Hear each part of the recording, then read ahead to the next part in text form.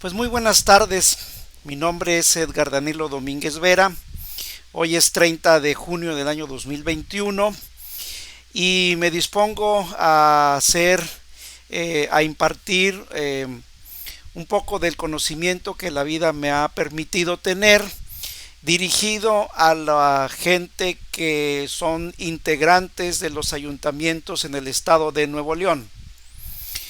Eh, la vida me ha permitido estudiar diversas áreas, desde el área de informática hasta un doctorado con administración en administración pública, especializado en organizaciones políticas. También agradezco a la vida que me ha permitido servir a mi país en los tres niveles de gobierno, en el área municipal, estatal y federal.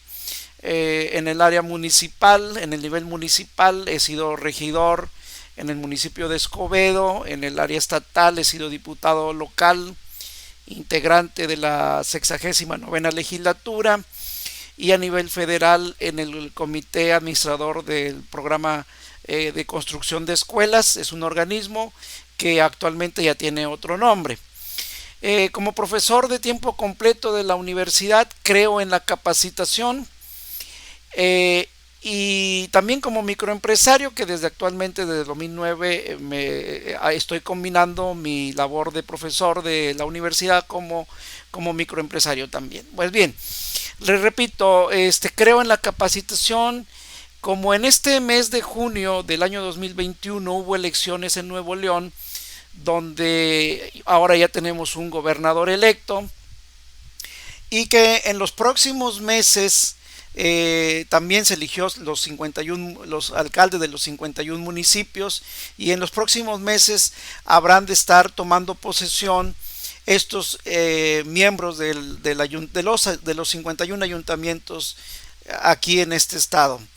Pues bien, me dispongo a realizar una serie de tutoriales en el cual vamos a dar parte del conocimiento teórico y práctico de lo que es estar como integrante de un ayuntamiento. Pues bien, vamos a hablar, insisto, específicamente del gobierno municipal en Nuevo León. Sí, pero antes vamos a entrar primero a la parte de las dos constituciones, la constitución federal, la constitución local, para dar un marco amplio de lo que es el gobierno municipal. Pues bien, el marco jurídico, obviamente, hablemos del artículo 115 de la Constitución General de la República Mexicana. En la Constitución estatal, desde el artículo 118 al 132, ahí es donde se engloba el municipio. La ley de gobierno municipal, que es donde ya propiamente se da la vida, o se crea lo que es la vida de los municipios, de los ayuntamientos específicamente. Obviamente hay que hablar de la ley de ingresos de los municipios del estado de Nuevo León. Ustedes saben que todo órgano de gobierno pues requiere ingresos económicos para poder llevar adelante sus actividades. La ley de responsabilidades responsabilidades administrativas del estado de Nuevo León, hay que recordar que como funcionario se tienen responsabilidades en el ejercicio indebido de estas funciones. Entonces hay que estar vigilando esta parte, ¿no? La ley de fiscalización de la Auditoría Superior del Estado, donde recuerden ustedes que no solamente los municipios, sino el gobierno central y los organismos del gobierno estatal son fiscalizados por esta organización, y obviamente los reglamentos municipales. Bueno, este es el marco jurídico. Hay más, obviamente hay más leyes que contemplar, pero vamos a enfocarnos hacia esto, ¿verdad? Primero, municipio libre.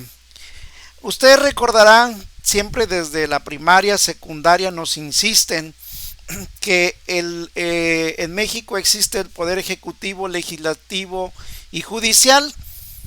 La pregunta es, ¿hay los tres? ¿Hay poder ejecutivo, hay poder legislativo y hay poder judicial en el municipio? Es una pregunta que tenemos que hacernos, dado que el municipio se organiza de una manera que yo le llamo que es un híbrido. No es un sistema presidencialista, pero tampoco es un sistema parlamentario.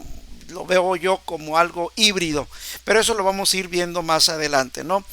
Ya habíamos dicho el artículo 115 de la Constitución Federal, del 118 al 132 de la Constitución Estatal. Hay que poner énfasis que los municipios son gobernados por un ayuntamiento. Y aquí hay que poner énfasis, ¿verdad? Porque muchas veces pensamos que el gobernante de un municipio es el presidente municipal.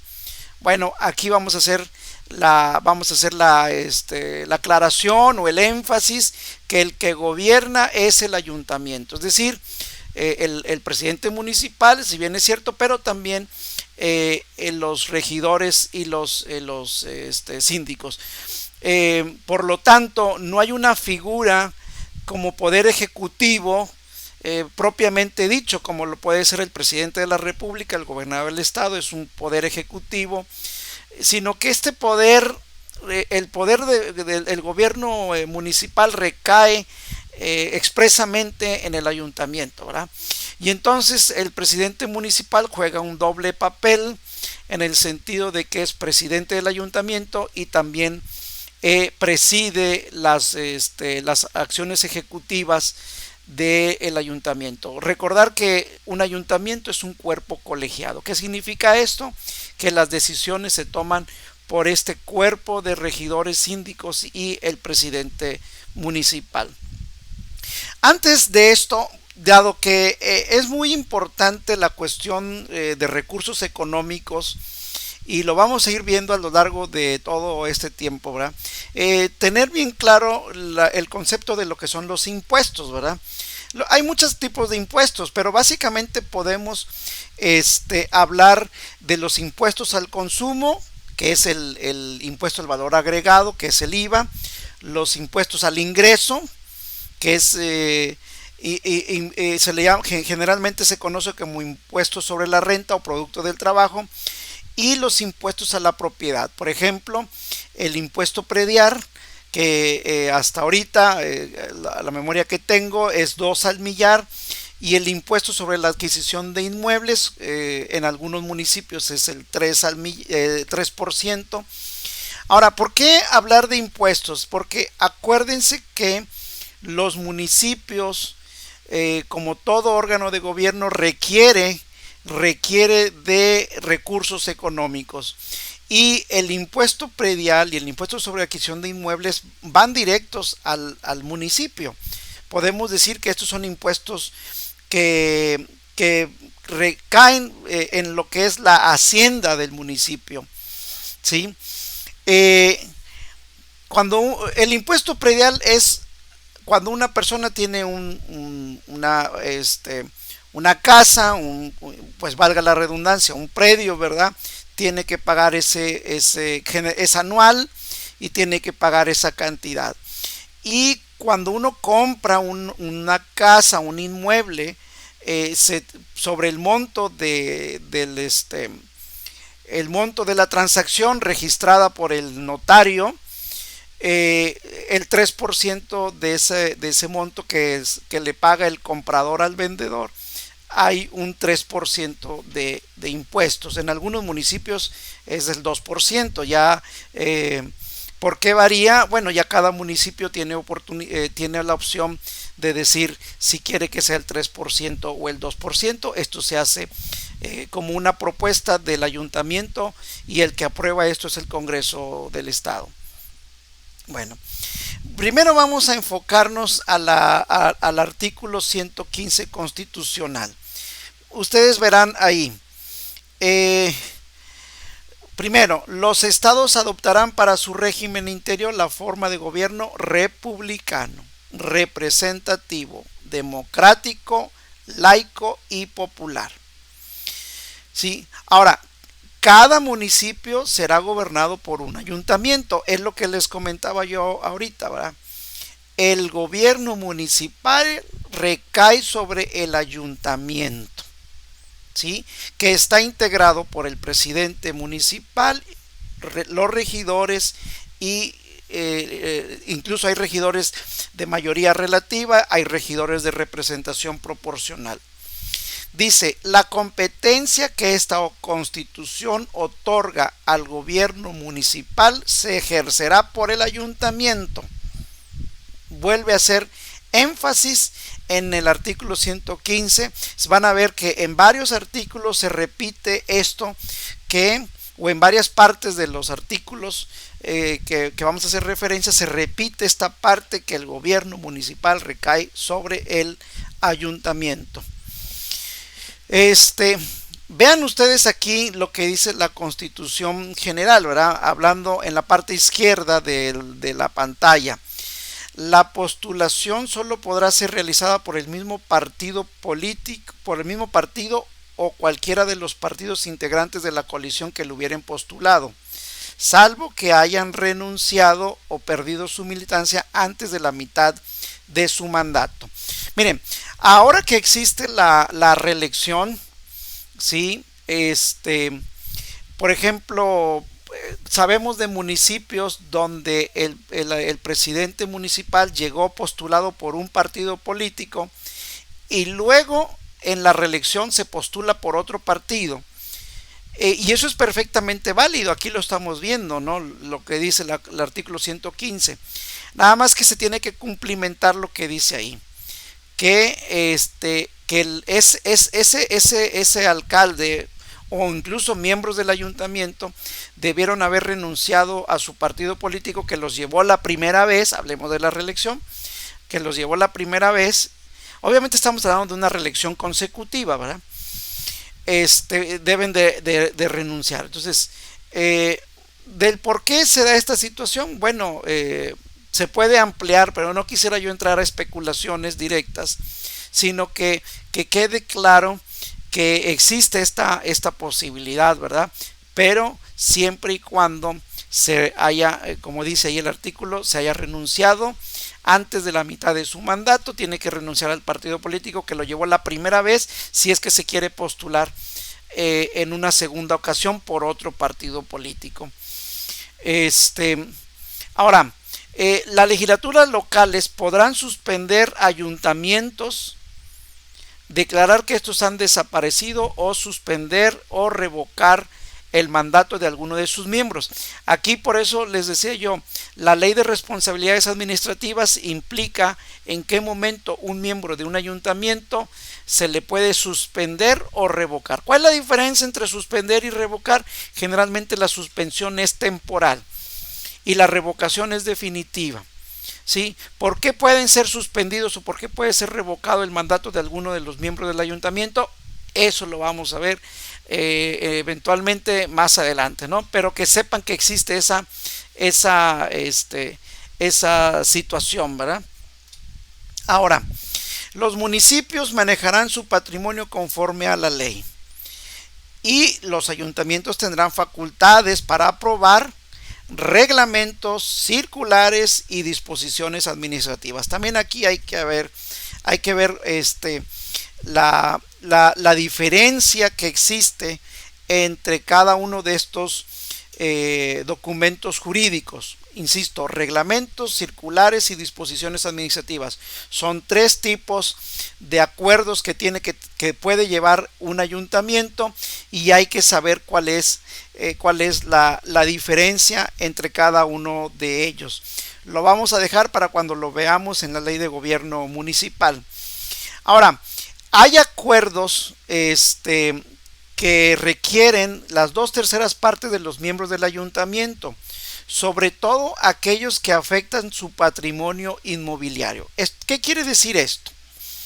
Cuando el municipio quiere vender un terreno, por ejemplo un terreno que sea, ¿verdad? Porque estamos hablando de un inmueble, lo quiere vender porque quiere obtener dinero para hacer una obra, etcétera, ¿no? Entonces, el que aprueba si se vende o no se vende ese inmueble son los integrantes del ayuntamiento, pero se requiere las 2/3 partes, es decir, que no solamente es una mayoría simple, ¿sí? Sino que se requiere 2/3 partes que aprueben que por ejemplo, en un municipio que vamos a pensar hay 10 miembros del ayuntamiento y 6 votan a favor de que se venda, pues no se puede vender, aunque sea la mayoría, porque las 2/3 partes, ¿sí? de 10, pues son 6.6. Claro que no existe el 6.6. O sea, ahí lo que se hace es redondearse. Tendrían que haber votado 7 a favor. Pero si solamente 6 votan a favor, no, aunque son mayoría, no se puede vender. Debe de redondearse, debe de cumplirse las 2/3 partes. ¿Sí? Ok.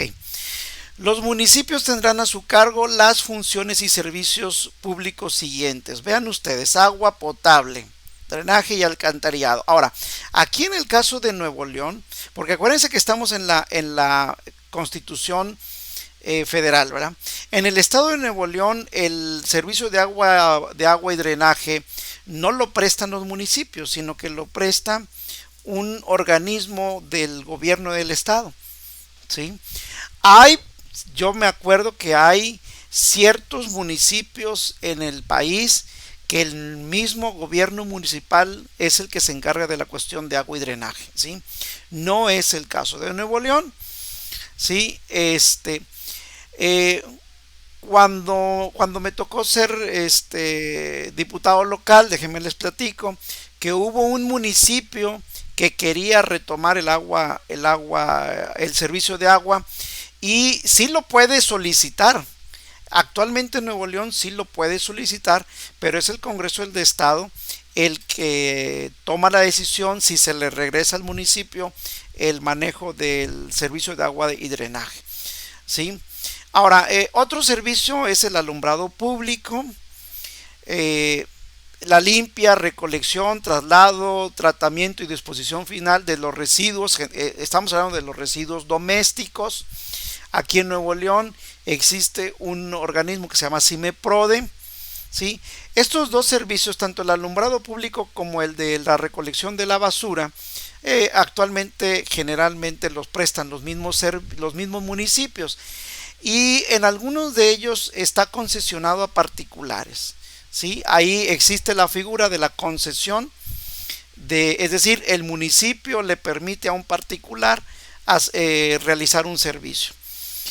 Otro servicio son los mercados y centrales de abastos, los panteones, el servicio de rastro, lo que es las calles, los parques, los jardines de los municipios, y la seguridad pública, pero en este caso hablando de lo que es la cuestión preventiva, ¿sí? Ahí dice en términos del artículo 21 de la Constitución General. Hay otras funciones y servicios que las legislaturas locales se los dan a los municipios, y también hay algo importante, y los municipios, previo acuerdo entre sus ayuntamientos, podrán coordinarse y asociarse para la más eficaz prestación de los servicios públicos. Es decir, varios municipios pudieran hacer convenios para prestar para prestar un servicio público del municipio, pero que al momento de coordinarse represente alguna ventaja. A veces son ventajas de ahorros económicos propios de esta asociación, ¿verdad? Ahora, ¿cuáles son los ingresos económicos? Los municipios administrarán libremente su hacienda. ¿Cuáles son los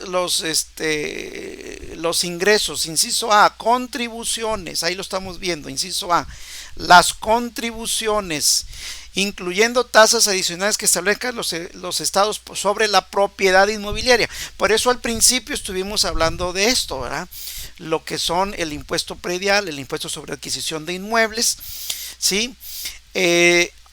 El inciso B, las participaciones federales, es decir, el gobierno de la República recauda impuestos como el IVA, el IEPS, el impuesto sobre la renta, y todo eso que se recauda el gobierno federal envía parte de ese dinero a los municipios, ¿verdad? ¿Qué otros ingresos tienen los municipios?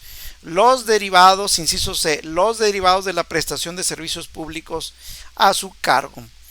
Vean ustedes ya en la parte derecha al final, dice: los ayuntamientos propondrán a las legislaturas estatales las cuotas y tarifas aplicadas a impuestos, derechos, contribuciones de mejoras y las tablas de valores unitarios de suelo y construcciones, ¿sí?, que sirvan para el cobro de las contribuciones sobre la propiedad, lo que habíamos dicho, los impuestos a la propiedad. Por eso les decía aquí, hay municipios aquí en Nuevo León, me ha tocado ver que hablando del impuesto sobre adquisición de inmuebles, algunos cobran el 3%, la mayoría el 3%, y hay algunos que cobran el 2%. ¿Por qué? ¿Por qué esa diferencia? Bueno, porque el mismo ayuntamiento es el que le propone a la legislatura qué es lo que quiere cobrar, y al final de cuentas los diputados locales, el Congreso del Estado, es el que autoriza estos montos, ¿no? Lo que vendría siendo la tasa del cobro. Ahora, acuérdense que los ayuntamientos, como cualquier órgano de gobierno, organismo estatal, son sometidos a fiscalización, ¿sí? Dice, la legislatura de los estados aprobarán las leyes de ingresos de los municipios, revisarán y fiscalizarán sus cuentas públicas, ¿sí?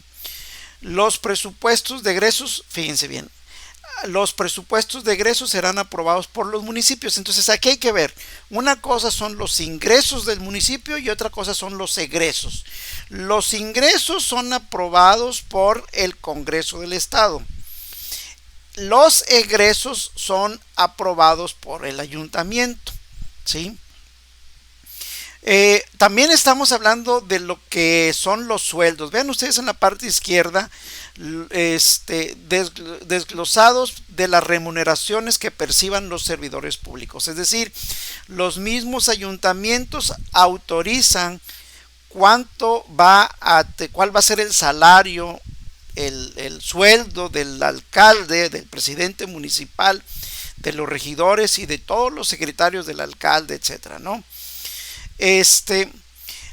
Vean otra cosa, los recursos que integran la hacienda municipal serán ejercidos en forma directa por los ayuntamientos.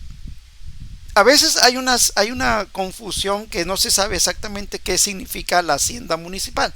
La hacienda municipal vienen siendo todos los recursos económicos que reciba el ayuntamiento. Ya habíamos hablado las contribuciones, las participaciones federales, los impuestos a la propiedad, etcétera, ¿no? Eso es lo que integra la hacienda municipal, ¿sí? Fíjense, los municipios en los términos de las leyes federales y estatales estarán facultados para autorizar, controlar y vigilar la utilización del suelo. ¿Qué quiere decir esto? Si alguien quiere construir una casa en un lugar, tiene que recibir autorización. Si alguien quiere construir un centro comercial, tiene que recibir autorización por parte de los ayuntamientos, ¿sí? También los ayuntamientos otorgan licencias y permisos para construcciones, lo que estábamos hablando ahí. Generalmente lo que es la utilización del uso de suelo, por ejemplo, sobre todo cuando se quiere, por ejemplo, vender,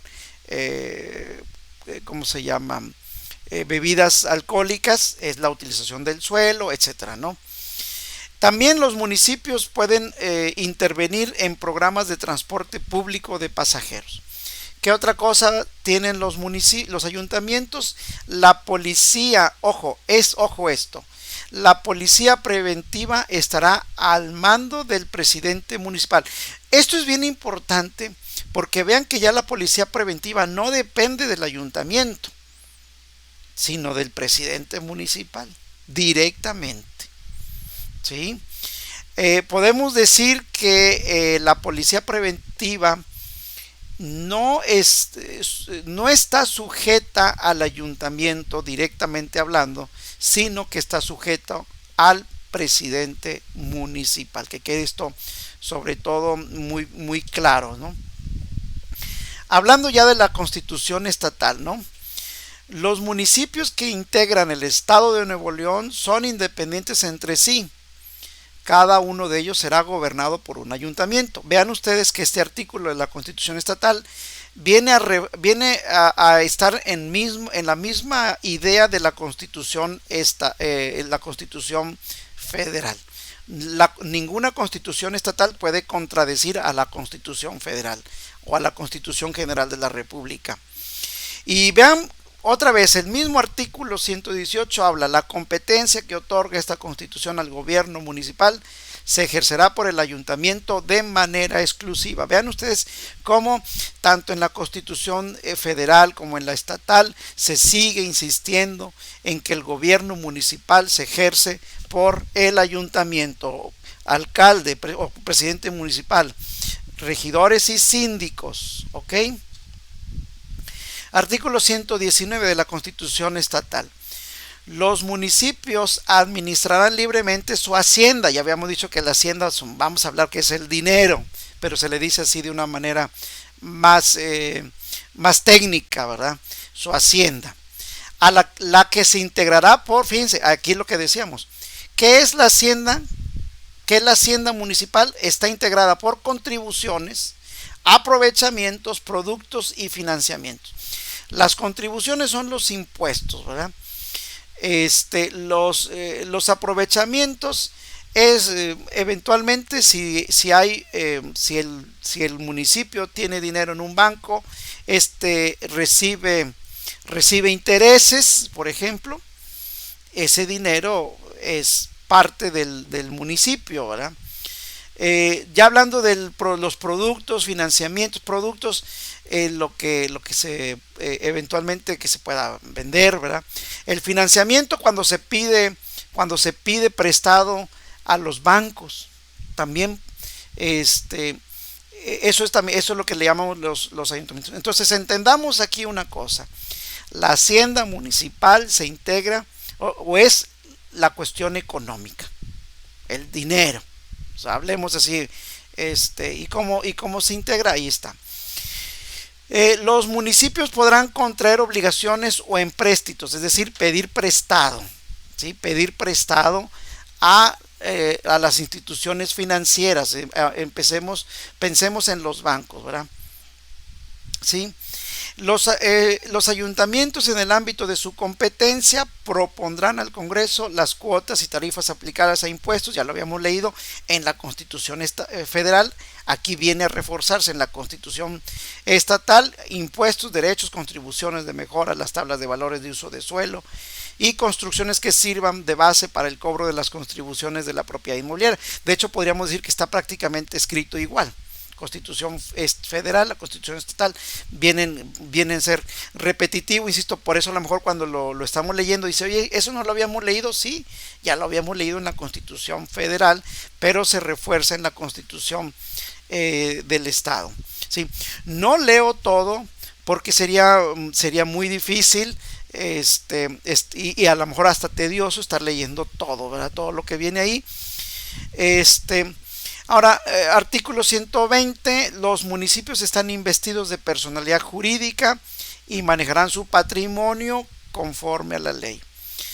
Y hay que hablar de la ley de ingresos de los municipios. Acuérdense, por ser una ley, se aprueba por el Congreso del Estado, es decir, los diputados locales. Estas leyes se aprueban anualmente. Ahora, si bien es cierto que los diputados locales aprueban la ley de ingresos, también es cierto que los ayuntamientos proponen, ¿sí?, en qué va a consistir sus ingresos, ¿sí? Pero eso es a nivel de propuesta, ¿sí? Quien finalmente aprueba los ingresos son el Congreso del Estado. El presupuesto de egresos, los egresos, esos sí son aprobados por los ayuntamientos. Hablemos ahora, aquí viene el artículo 122-123 de la Constitución Estatal, ¿no? Habla de los requisitos para ser miembro del ayuntamiento, lo vamos a dejar ahí para que lo vean, no lo vamos a leer todo, ¿sí? Simplemente que existen los requisitos, ¿sí? Artículo 123 ya nos habla exactamente el día en el que tienen que tomar posición los ayuntamientos electos. Es decir, el próximo 30 de septiembre del 2021 van a entrar en funciones los presidentes municipales, regidores y síndicos, ¿sí? En el artículo 124 de la Constitución Estatal, ¿sí? El artículo 124, vamos a ver. Dice: los presidentes municipales, regidores y síndicos podrán ser reelectos consecutivamente hasta por un periodo adicional. Y la postulación solo podrá ser realizada por el mismo partido o cualquiera de los partidos integrantes de la coalición que lo hubieran postulado, salvo que hayan renunciado o perdido su militancia antes de la mitad de su mandato. Esto también ya lo habíamos visto en la Constitución Federal, pero vean ustedes que vuelve a hacer énfasis en la Constitución estatal, ya lo habíamos explicado. Otra cosa también, vean, el último: los presidentes municipales de los ayuntamientos no podrán ser electos para el periodo inmediato en un municipio diverso al cual desempeñaron como tales. Esto se da porque hace muchos años, ustedes recordarán, yo creo que, si no recuerdo mal, el primer antecedente que se dio esto fue cuando don Jesús Hinojosa fue presidente municipal de San Nicolás. En aquel momento no había reelección e inmediatamente se postuló para ser alcalde de Monterrey. Cuando don Jesús Hinojosa estaba haciendo campaña, era alcalde con licencia de San Nicolás y estaba queriendo ser alcalde de Monterrey, elección que finalmente ganó. Y esta misma situación se dio con Jesús María Elizondo, pero él era presidente municipal de Guadalupe, Nuevo León, y como todavía no existía reelección, buscó ser presidente municipal de Monterrey. Inmediatamente le sucedió lo mismo que a don Jesús Hinojosa, es decir, andaba de candidato de alcalde de Monterrey, ¿sí?, siendo que era alcalde con licencia de Guadalupe. Entonces aquí ya se puso una limitante de que esto no puede ser posible, ¿sí? Digo, les comento del por qué existe esta parte de la Constitución estatal, porque ya en Nuevo León ya sucedió en 2 ocasiones. No sé si haya sucedido en algunas otras ocasiones más, no lo recuerdo, pero bueno, con estos ejemplos yo creo que son suficientes, ¿no? Vean ustedes, los ayuntamientos enviarán al Congreso del Estado las cuentas públicas del ejercicio cada año, ¿sí? Cada año. ¿Qué es la cuenta pública? La cuenta pública es la forma en cómo se gastó el dinero en el año, vamos a decir, el año que está acabando, ¿no? El año pasado, sí, ¿sí? Y el Congreso del Estado puede aprobar o rechazar, ¿sí?, las cuentas públicas, ¿sí? Esto lo hace a través del órgano de la Fiscalía Superior del Estado, ¿sí? La Fiscalía Superior del Estado es un órgano que depende del Congreso del Estado y que le ayuda al Congreso del Estado precisamente a revisar, a auditar que el dinero que se haya ejercido en todo un año se haya ejercido de acuerdo a las normas contables, ¿sí? En caso de que no se apruebe, puede haber sanciones administrativas o sanciones incluso penales, ¿verdad? Por eso es importante que se tenga un tesorero que tenga mucha experiencia para que pueda hacer las cosas bien, y no solamente un tesorero, sino toda la administración municipal, que no vayan a incurrir en responsabilidades administrativas o responsabilidades de tipo penal, hablando de delitos, ¿verdad?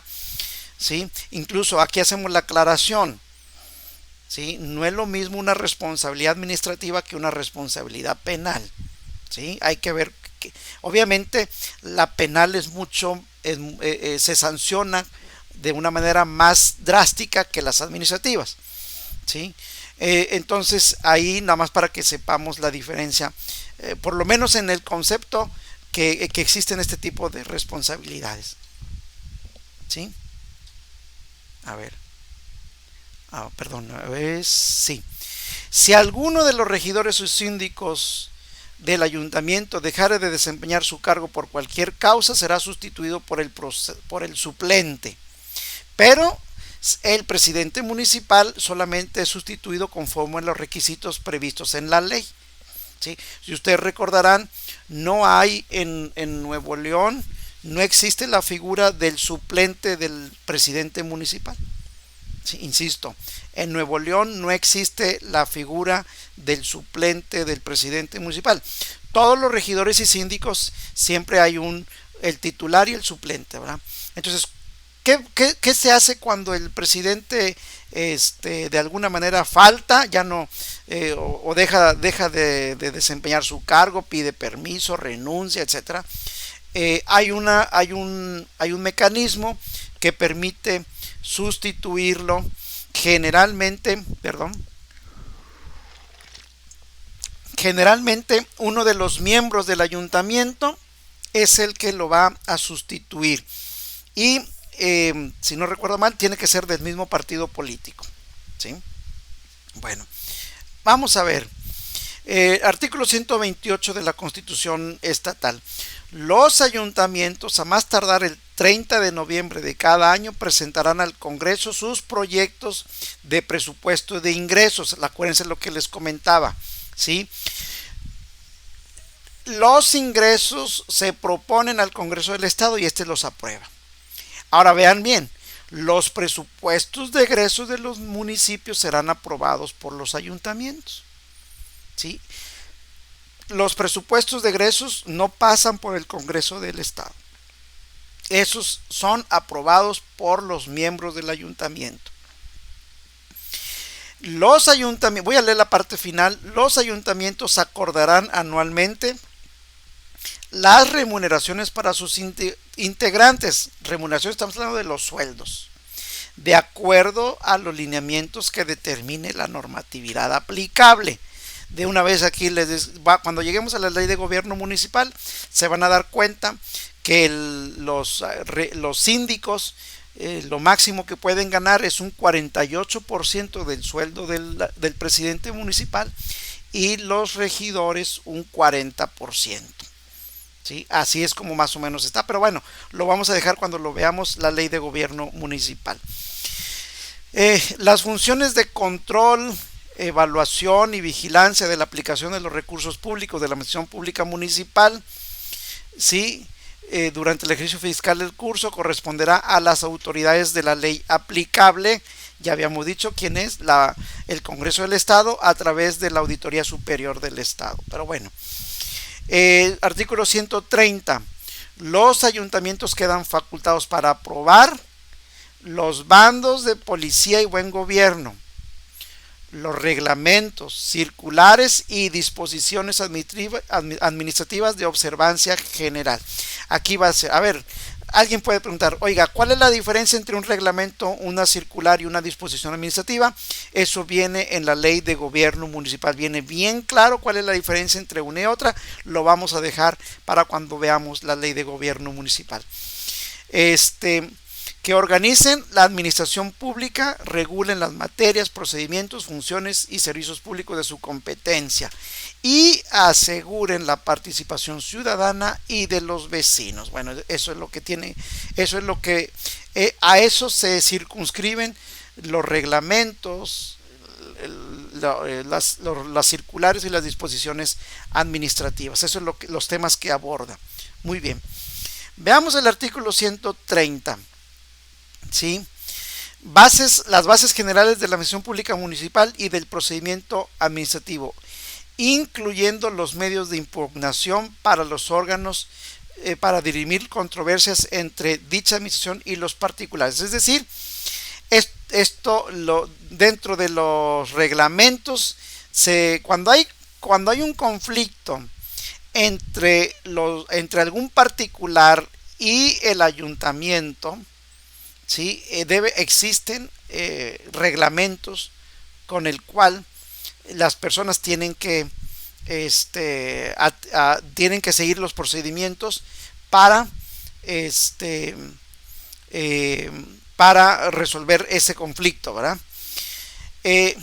Ahora, el inciso B, el acuerdo de las 2/3 partes de los miembros del ayuntamiento para dictar resoluciones que afecten el patrimonio, ya lo habíamos dicho.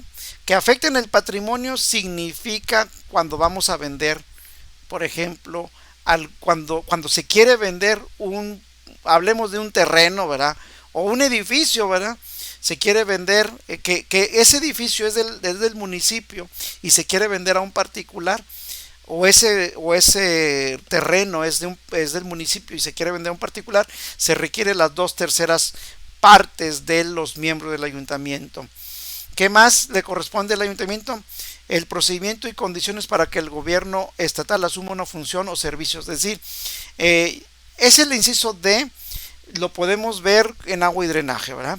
Cuando un municipio no pueda prestar un servicio, puede tener un convenio con los gobiernos de los estados para que lo preste. En este caso tenemos un organismo que se llama Agua y Drenaje de Monterrey, por poner un ejemplo muy sencillo, muy rápido, ¿no?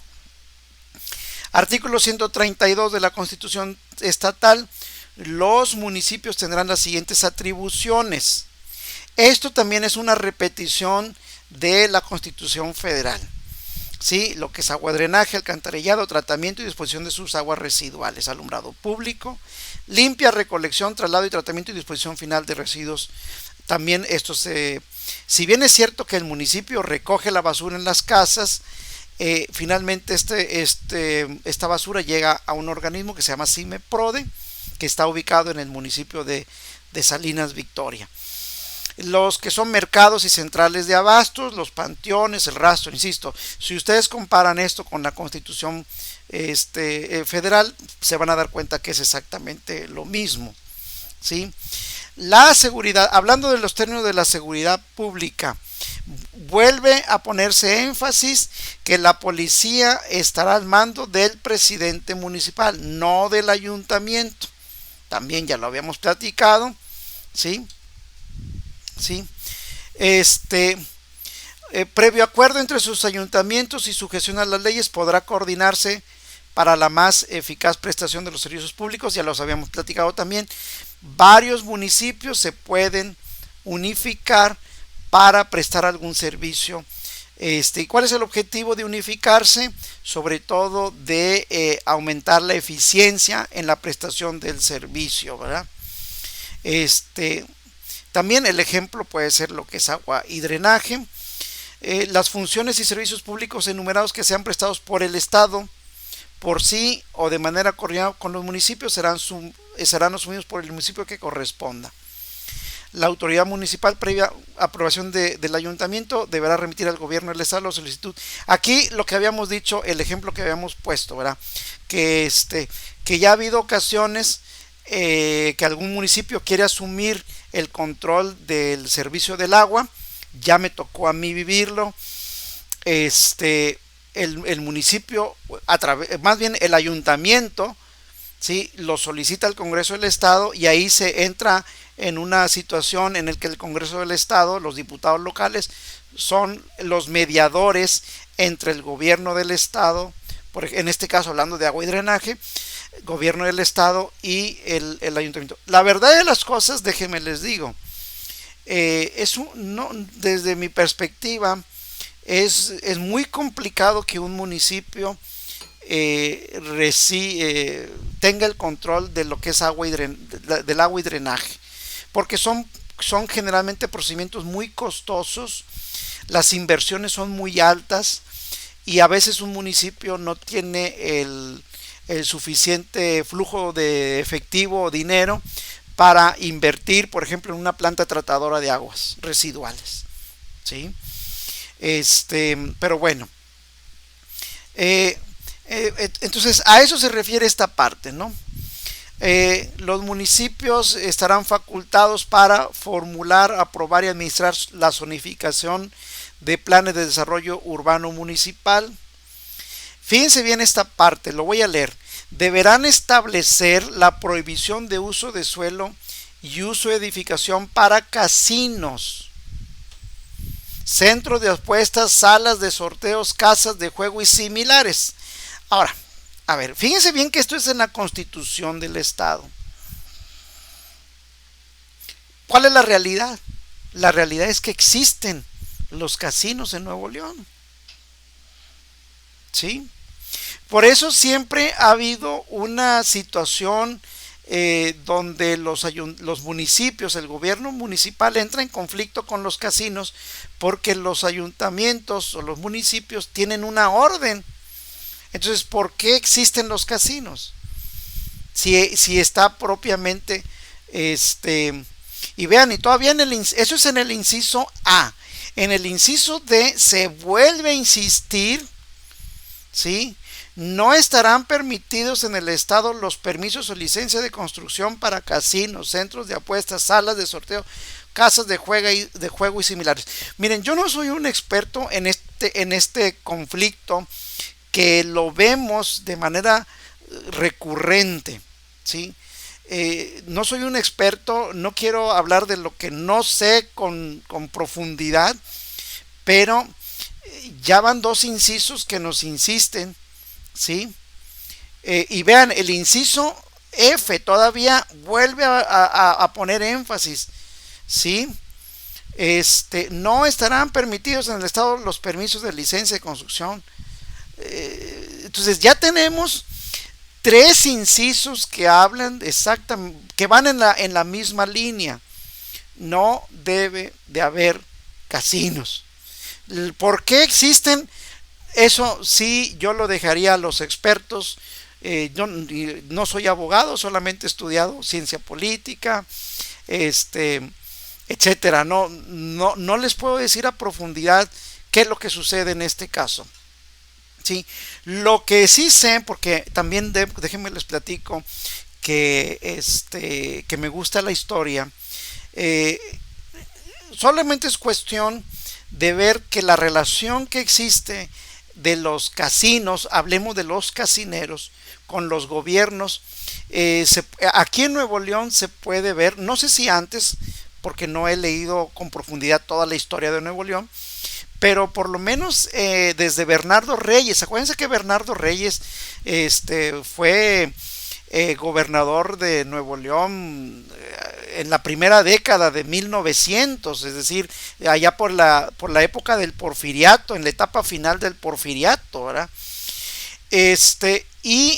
Hay una relación muy clara entre Bernardo Reyes y los casineros. De hecho, los casineros aportaban enormes cantidades de dinero a la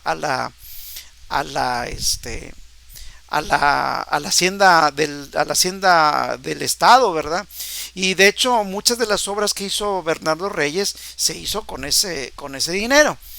Entonces siempre ha habido no nos vamos a espantar porque históricamente ha existido esta relación de los casineros con el poder político, ¿sí? Luego, si no recuerdo mal, hubo una etapa en la que los casinos estuvieron prohibidos y entonces aparecieron las loterías, las famosas loterías, la lotería mexicana, ¿verdad? Yo recuerdo hace muchos años cuando luego llegaba la autoridad a las loterías y andaba correteando. Generalmente muchos de los clientes de estas loterías son mujeres, madres de familia, la tía, la abuelita, etcétera, ¿no? Y luego veíamos ahí en la televisión cómo las señoras salían corriendo porque llegaba llegaba la autoridad y hacía levantamiento de gente porque estaban en un centro de apuestas, se decía en aquella ocasión, ¿sí? Este, digo, en aquel tiempo a veces hasta nos daba algo de risa, porque en alguna ocasión pues nos tocaba ver a la abuelita, a la tía, que andaban corriendo ahí porque pues se los iba a llevar la policía, etcétera, ¿no? Digo, pero al final de cuentas, la lotería mexicana es algo de nuestra cultura, ¿sí? Etcétera. Pero bueno, aquí lo que hay que ver es esto, ¿no?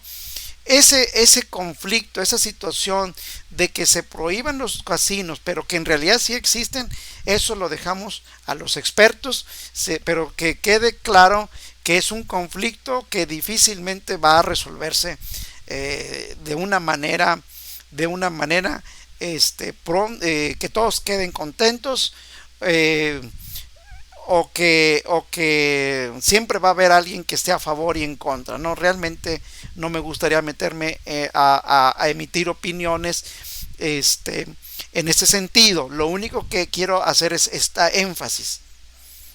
¿Cómo es posible que en la Constitución estatal se prohíban la cuestión de los casinos, pero en realidad sí existen? Punto. Dejamos ahí ese tema, ¿no? Sí. Ahora, vamos a ver los elementos del Estado. Aquí ya vamos a hablar un poco de lo que es la ciencia política. ¿Por qué vamos a hablar de esto? Porque vamos a ver en la ley de gobierno municipal que estos elementos del Estado continuamente se están viendo en la ley de gobierno municipal. ¿Qué es el Estado y cuáles son los elementos del Estado? Miren, el problema de la palabra Estado, ¿sí?, es que siempre pensamos los estados de la República Mexicana, que son 31 estados, y lo que viene siendo la Ciudad de México. De hecho, vean ustedes que la persona que gobierna en la Ciudad de México no se le llama gobernador, se le llama jefe de gobierno, ¿sí? Y siempre se habla de las 30 y... De hecho, se les dice entidades federativas, se les dice, son 32 entidades federativas, pero ya hablando con claridad técnica, son 31 estados y la Ciudad de México, ¿verdad? Que es una forma un poco diferente a un estado. Sin embargo, la jefa de gobierno de la Ciudad de México está al mismo nivel de un gobernador de cualquier estado de la República. Pero ahora, ¿cuáles son los... pero ahora, perdóneme. ¿Un municipio es un estado? Sí. ¿Cumple con los elementos del estado? Sí. Nada más que no se le llama estado, se le llama municipio. Por eso es importante ver cuáles son los elementos del estado: territorio, población, gobierno, legislación y administración. Ahora la pregunta es, ¿un municipio tiene todos estos elementos? Sí. Un municipio tiene un territorio bien claro y específico. Un municipio tiene una población, las personas. Un municipio tiene gobierno, que es el ayuntamiento. Un municipio tiene legislación, que son los reglamentos que habíamos dicho, las circulares, las disposiciones administrativas. Tiene administración, también tiene. Entonces, el municipio cumple con todos los elementos de lo que es, desde el punto de vista, hablando de la ciencia política, de lo que es un estado. Sí, sí, perdón. Vamos, entonces, que no se nos olvide cuáles son los elementos del estado: territorio, población, gobierno, legislación y administración. ¿Sí? Hablando ya de la legislación, hablando de la Constitución, ¿no? ¿Qué es la Constitución? Fíjense bien, la Constitución, acuérdense que nosotros tenemos en México la Constitución Federal, la Constitución Estatal. No hay constituciones municipales. Si hubiera constituciones municipales, en lugar de ser una federación, seríamos una confederación. Eso es lo que muchas veces se dice desde el punto de vista de la teoría. Somos una federación. Ok. Aglutina los elementos del Estado. Ya vimos cuáles son los elementos. Estructura la cultura e identidad de la población. También hay principios del derecho. hay usos y costumbres. Ojo, promueve el comportamiento aceptado por la comunidad y la sociedad. Desincentiva el comportamiento rechazado por la comunidad y la sociedad. Entonces, vean ustedes esta parte. Eso mismo lo llevan los reglamentos. ¿Sí me explico? Los reglamentos tienen que ir en esta misma dirección. Los circulares, las disposiciones administrativas, ¿sí? Establece derechos y obligaciones, ¿sí?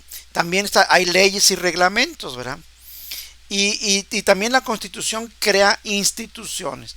Pero aquí yo me quiero quedar con, digo, todos son importantes, ¿verdad? Pero yo me quiero quedar con promover el comportamiento aceptado por la comunidad y desincentivar el comportamiento rechazado por la comunidad, ¿sí? Que eso son elementos, todos deben ser elementos que estén en los reglamentos, pero especialmente, ¿por qué? Porque los reglamentos están más acercados a la vida diaria de los ciudadanos, ¿no? De los habitantes, ¿sí? Gobierno mexicano, mira, vean ustedes esta parte. La Constitución Federal: es voluntad del pueblo mexicano constituirse en una república representativa. Vamos a ver más adelante qué es una república. Democrática, ¿sí? Que se tomen los acuerdos por mayoría de voto. Vamos a ver qué significa una república representativa, insisto. Más adelante, la decisión democrática. Laica, que esté alejada de los dogmas religiosos, es decir, que la toma de decisiones no esté directamente influida por dogmas religiosos, y es una república federal. Vamos a hablar de esto, ¿sí? Los principios básicos de la democracia son libertad e igualdad. Ojo, los principios básicos de la democracia son libertad e igualdad. ¿Por qué un integrante de un ayuntamiento tiene que saber esto? Porque cuando aprueben reglamentos, circulares, disposiciones administrativas, no podemos afectar la libertad de las personas ni la igualdad. Nada más que aquí hay una cosa. Hablando de la libertad, se puede concebir, hay una diferencia en la libertad republicana y la libertad liberal. ¿Por qué vamos a hablar de la libertad republicana? Porque ya ustedes vieron que es voluntad del pueblo mexicano constituirse en una república. Entonces, si yo quiero entender el concepto de república, tengo que ver esta parte, que existen varias formas de entender la libertad, pero vamos a entender la diferencia entre la libertad republicana y la libertad liberal, ¿sí? Vean ustedes, la actual constitución, tanto la federal como en la estatal, tiene una libertad liberal. No es una libertad republicana. ¿Qué es lo que nos hace afirmar que es una libertad liberal? La palabra reconoce o reconocidos. Ahorita nos vamos a dar cuenta que en la Constitución de 1917 no se utilizaba esta palabra, ¿sí? Vamos a leer artículo número 1. En los Estados Unidos mexicanos, todas las personas gozarán de los derechos humanos reconocidos en esta Constitución. Ahora la estatal. Artículo 1. El pueblo nuevo leonés reconoce que los derechos humanos son fundamentales para la base y el objeto de las instituciones sociales. A ver. De hecho, lo que me ha tocado leer, ¿Por qué cambió México de una libertad republicana a una libertad liberal? ¿Sí? Lo que alcancé a leer en algunos teóricos que me tocó leer es el siguiente. La libertad liberal deviene, no quisiera afirmar lo que esto sea verdad porque lo he leído ahí, sino que se dice que deviene del concepto de la libertad desde el punto de vista de la religión católico cristiana, y específicamente hablando de la cuestión cristiana. Sí, hablando de que cuando hablo de lo que pasa es que aquí en México se comprende que los cristianos son los evangélicos. No, no, no, no, no. También los católicos son cristianos, son católicos cristianos, etcétera. Bueno, pero cuando empieza a permear la religión cristiana, ¿sí? Se concibe la libertad como, se concibe al ser humano como alguien que nace libre, ¿sí? Y ustedes pueden ver algunos versículos de la Biblia, por ejemplo, la libertad os hará libres, así dice un versículo, no me acuerdo ni en qué parte viene, pero así dice una parte, ¿sí? Pero aquí a donde quiero llegar es lo siguiente, voy a avanzar. Vean la Constitución de 1917. A donde quiero llegar es lo siguiente. Antes de la libertad liberal, hablemos del nacimiento de la cristiandad hace 2000 y pico de años. Antes de la cristiandad existía la libertad republicana. De hecho, en la Constitución de 1917, nuestra Constitución tenía una libertad republicana. Vean ustedes cómo decía el artículo. En los Estados Unidos mexicanos, todo individuo gozará de las garantías que otorga esta Constitución. Vean lo que no es lo mismo otorgar a reconocer. ¿Sí? ¿En dónde está la diferencia?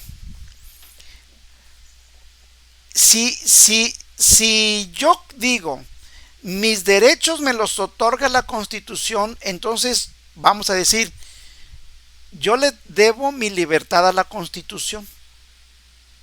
Vuelvo a repetir. Si mi libertad me lo otorga la Constitución, ¿a quién le debo yo el favor como ciudadano de ser libre? A la Constitución. ¿A quién le debo el favor cuando mis derechos son reconocidos? El favor se lo debo a la naturaleza, porque nací libre. Lo único que está haciendo la Constitución es reconocer que tengo derechos, que tengo libertad. ¿Sí? Ahora, ¿por qué se dice, perdónenme, por qué se dice que es una libertad republicana cuando se utiliza la palabra otorga? Bueno, para eso tendríamos que hacer un poco de historia. Acuérdense cómo empiezan a crecer las ciudades.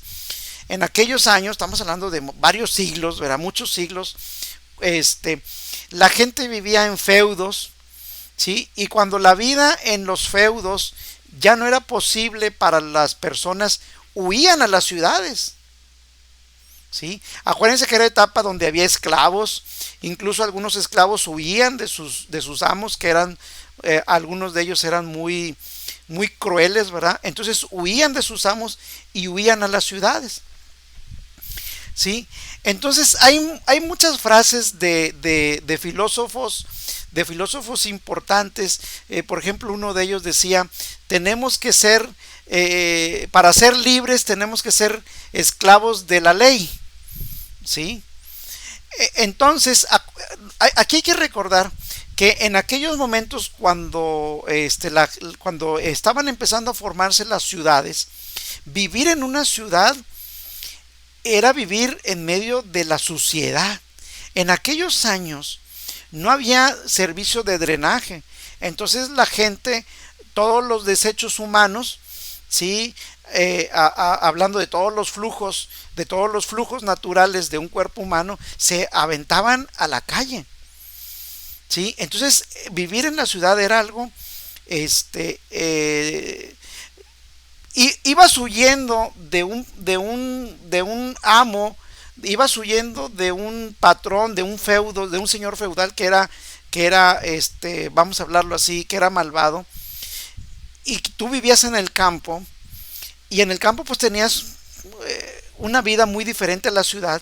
Entonces tú venías a la ciudad, pues sí, pero vivías en un ambiente muy, muy sucio, ¿sí? Entonces ganabas una libertad, pero vivías en medio de un ambiente insalubre. Entonces ya el ser humano tenía que elegir entre vivir en medio de de la suciedad, de la insalubridad, o regresar al campo donde iba a estar sometido por un señor feudal. Entonces, esa es la libertad que inicialmente comenzó con los filósofos romanos, y fue eventualmente evolucionando hasta que aparece la cristiandad y dice, no, nosotros por el solo hecho de haber nacido tenemos derechos. Entonces, vean ustedes. Entonces, bueno, quiero terminar este tema diciendo, inicialmente la Constitución mexicana era una constitución republicana que hablaba de una libertad republicana, y actualmente es una libertad liberal, es decir, el ser humano tiene derechos por el solo hecho de haber nacido y ser humano. Entonces, ¿a quién le debemos nuestros derechos? A la naturaleza del ser humano, ¿verdad? Bueno, aquí tendríamos que hablar de en la actualidad, con este gobierno de Andrés Manuel López Obrador, mucho se habla del neoliberalismo.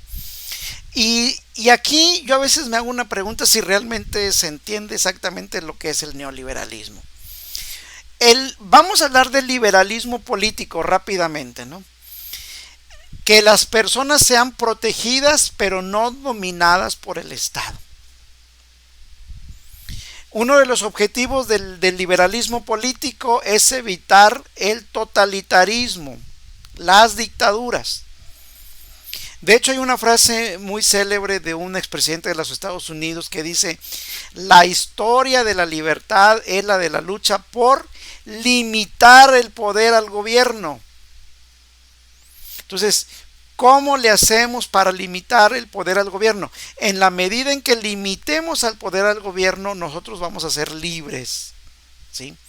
Ahora, cuando hablamos del liberalismo económico, que más bien hay un autor que se llama Giovanni Sartori, que dice, es que no se debería de llamar liberalismo económico, se debería de llamar liberismo, porque liberalismo, lo que entendemos como liberalismo económico, está circunscrito exclusivamente a la cuestión del mercado, a la cuestión de cómo se realizan las transacciones comerciales en un estado, en una población. Y entonces, cuando hablamos de neoliberalismo, generalmente se está hablando de la cuestión del mercado, ¿sí? ¿Qué es lo que postula? ¿Qué es lo que postura el liberalismo económico? Que el Estado no intervenga en el mercado, ¿sí? Eso es lo que se ha llamado el capitalismo, ¿sí? Y se quiere que la economía solamente se ajuste a las leyes del mercado, ¿sí? A la ley de la oferta y la demanda, ¿sí? Entonces, aquí yo sí les invitaría a que no confundamos el liberalismo económico con el liberalismo político, porque conceptualmente son cosas, si bien tienen una relación relativamente estrecha, básicamente estamos hablando de cosas diferentes, ¿sí? Y eso que el presidente habla del neoliberalismo, yo lo tendría con mucho cuidado, porque yo veo lo que yo entiendo del neoliberalismo es algo medio amorfo, como que no tiene forma muy bien clara, ¿no?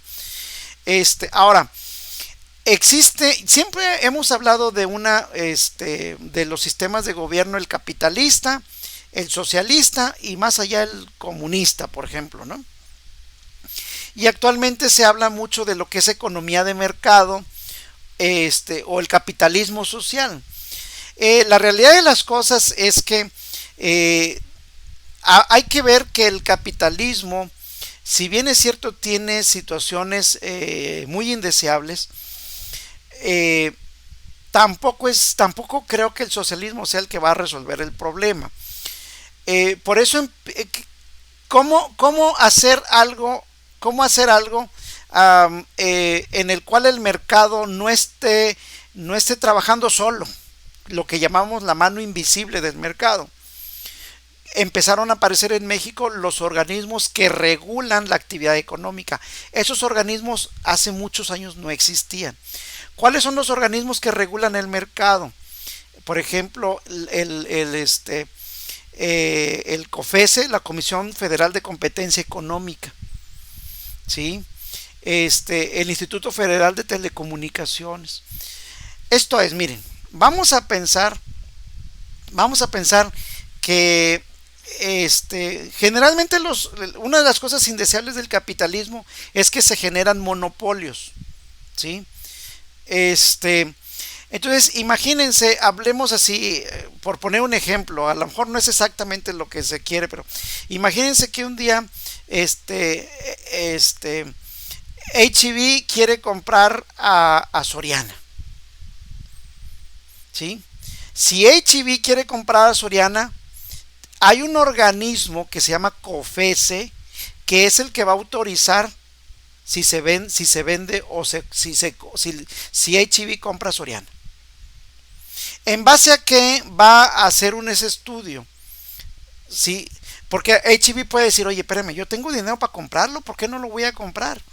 No, hay un organismo que dice, no, espérame, si se autoriza o no se autoriza. Generalmente la COFESE lo que está buscando es que no se vayan a hacer monopolios, básicamente. Entonces la COFESE es la que al final de cuentas da la autorización. Si una empresa quiere comprar a otra, ¿sí? Es el que da la autorización, ¿no?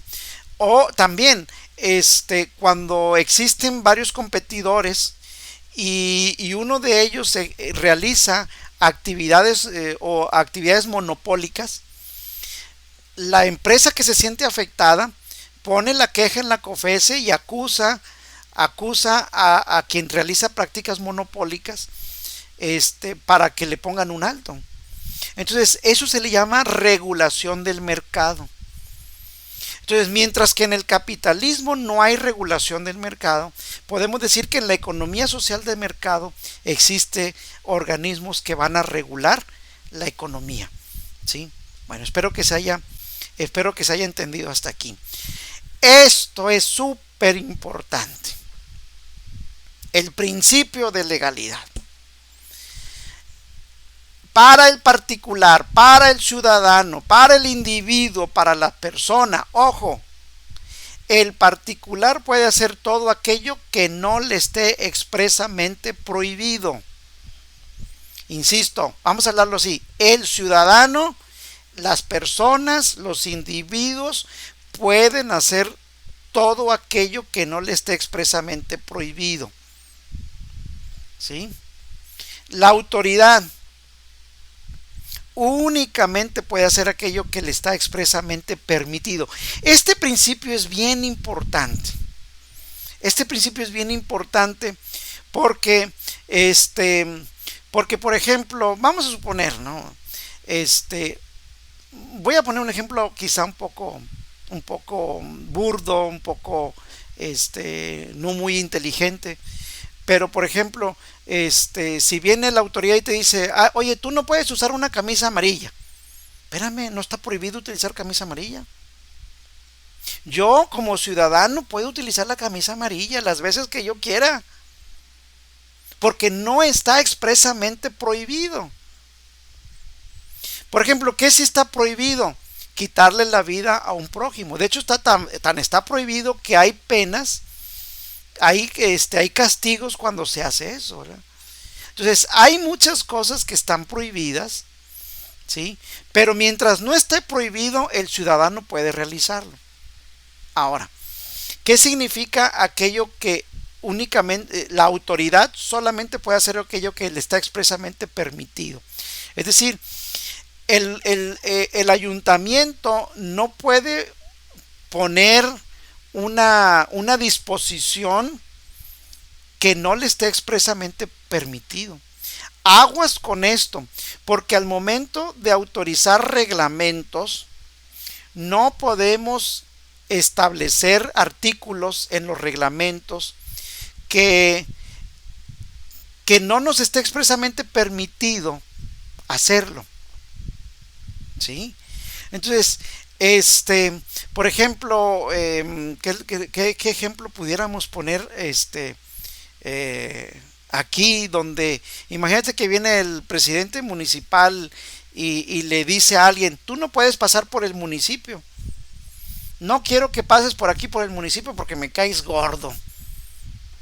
Espérame, esa facultad de impedirle el acceso a un municipio, a una persona, no es algo que le esté permitido ni al alcalde, ni al ayuntamiento, ni a nada. Mientras sea un ciudadano mexicano, el ciudadano mexicano puede entrar por todo el territorio nacional. Entonces el alcalde o el gobernador no puede decir aquí no entra ningún otro mexicano, no puede hacerlo. ¿Por qué? Porque es una facultad que no le está expresamente permitido. Bueno, vamos a dejar aquí esta parte, ¿sí? Ya hablando de la propiedad privada, ¿sí? Acuérdense que en México existe la propiedad privada, dice artículo 27, Constitución Federal, ¿sí? La propiedad de las tierras, aguas y comprendidas dentro de los límites del territorio nacional corresponden originariamente a la nación. A ver, ojo, vamos a suponer que yo soy dueño de una casa. Bueno, eso decimos, realmente no somos dueños. El dueño originario es la nación. Lo que la nación hace es le transfiere el dominio a los particulares. Entonces, ojo, aquí hay que hacer una aclaración. No soy propietario de mi casa. Lo que tengo es la transmisión del dominio. Claro, generalmente en la terminología se dice yo soy propietario de esta casa, así se dice, no soy propietario, se me reconoce que tengo la propiedad, pero aguas, eso es el dominio. Realmente lo que nosotros como particulares tenemos sobre nuestra casa es el dominio, que se reconoce eventualmente como propiedad. Sí es cierto, sí se reconoce, ¿por qué no? Sí, porque ahí lo dice, originariamente las tierras, las aguas corresponden a la nación y tiene derecho de transmitir el dominio a los particulares. Aguas con eso. Vamos a hablar más adelante de lo que es la extinción de dominio.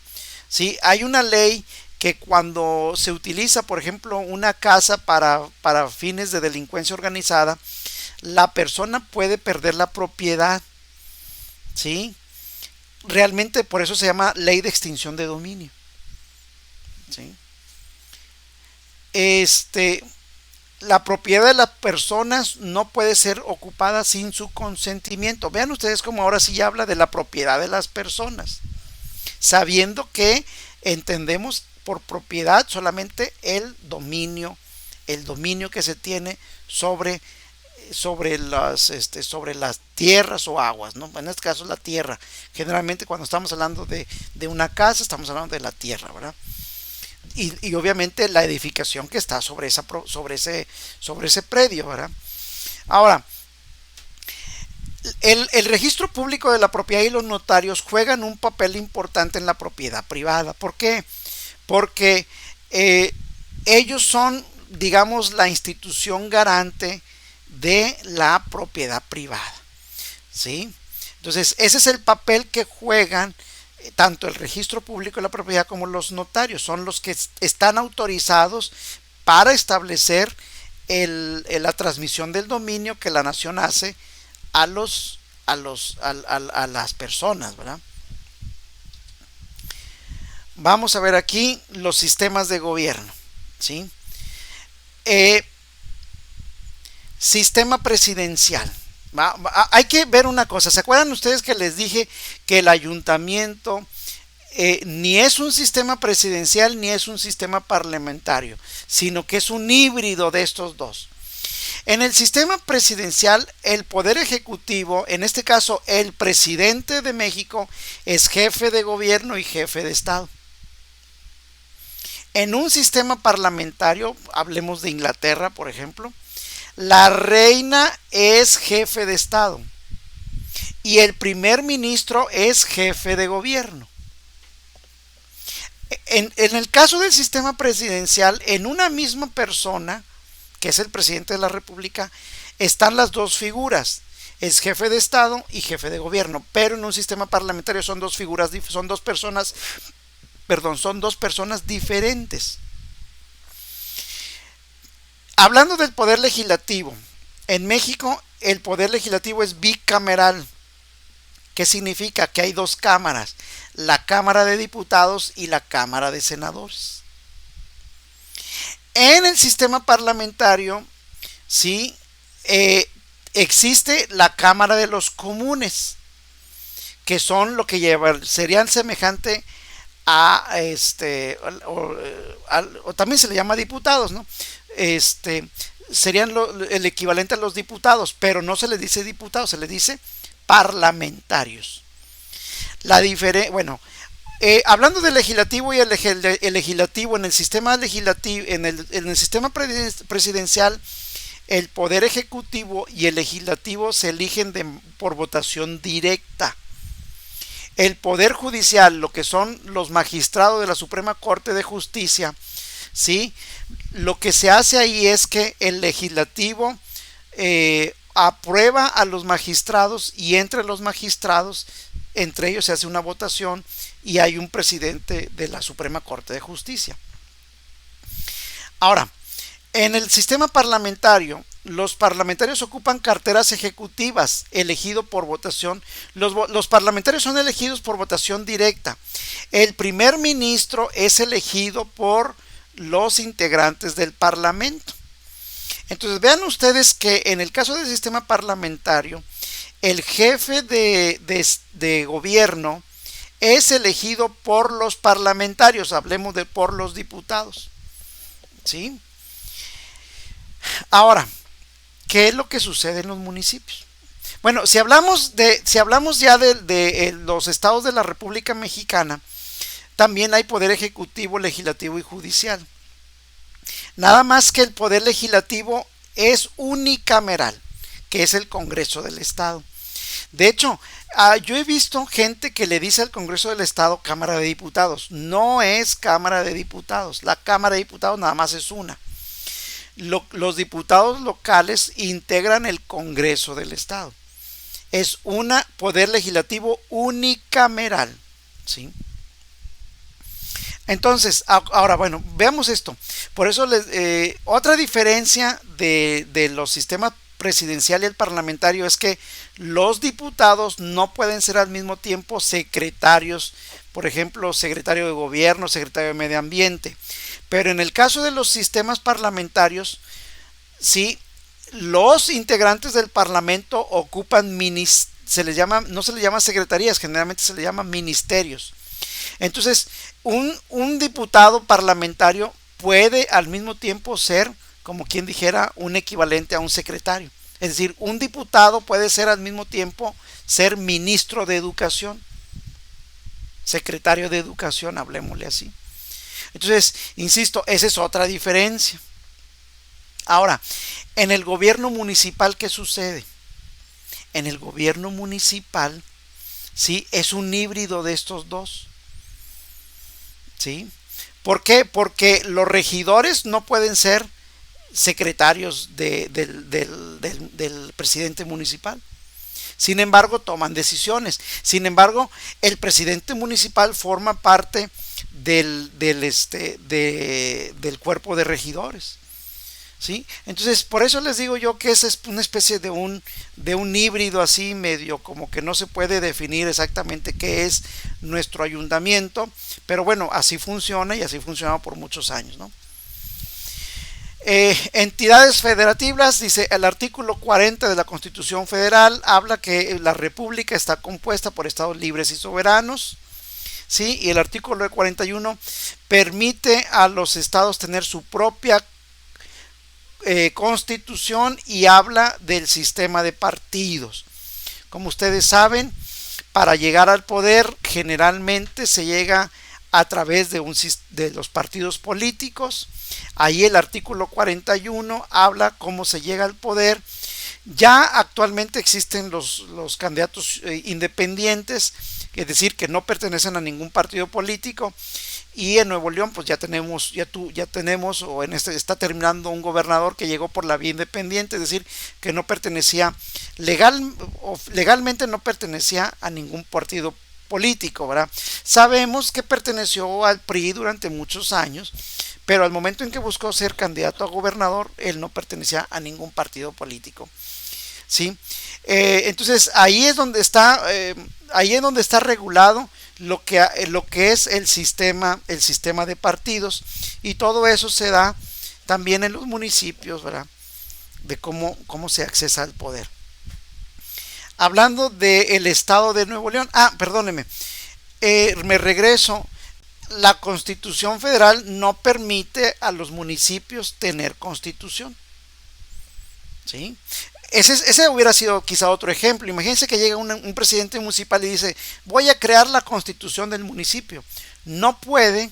¿Por qué no puede? Porque no le está expresamente permitido, ¿sí? Ese hubiera sido quizá un ejemplo más claro de que la autoridad solamente puede hacer aquello que le está expresamente permitido. Entonces un alcalde no puede proponer la creación de una constitución del municipio porque no tiene, propiamente no le está permitido, ¿verdad? ¿Sí? En la Constitución local, el artículo 29 dice: el estado de Nuevo León es libre, soberano e independiente de los demás estados de la federación, ¿sí? Etcétera. El artículo 30, el gobierno del estado, estamos hablando de la Constitución local. El gobierno del estado de Nuevo León es republicano, democrático, laico, representativo y popular. Se ejercerá por los poderes legislativo, ejecutivo y judicial, siendo la base de su organización política y administrativa el municipio libre, ¿sí? Entonces aquí vamos a ver la diferencia entre los gobiernos. Bueno, ya lo había abordado anteriormente. En el gobierno federal, el poder ejecutivo recae en el presidente; en el gobierno del estado, en el gobernador. El poder legislativo es bicameral, hay Cámara de Diputados, hay Cámara de Senadores. El poder legislativo de un estado es unicameral y se llama Congreso del Estado. El poder judicial recae en los magistrados del Tribunal de la Suprema Corte de Justicia y en el Tribunal Electoral. Y en el caso de los gobiernos estatales, el poder judicial recae en los magistrados del Tribunal Superior de Justicia. Hay en el gobierno federal hay Constitución General, hay leyes, hay reglamentos, y en la Constitución local también hay leyes y hay reglamentos. Y hasta aquí vamos a dejar un espacio, porque ya vamos a entrar a lo que es la ley de gobierno municipal. Entonces, en un siguiente tutorial vamos a manejar esto. Muchas gracias.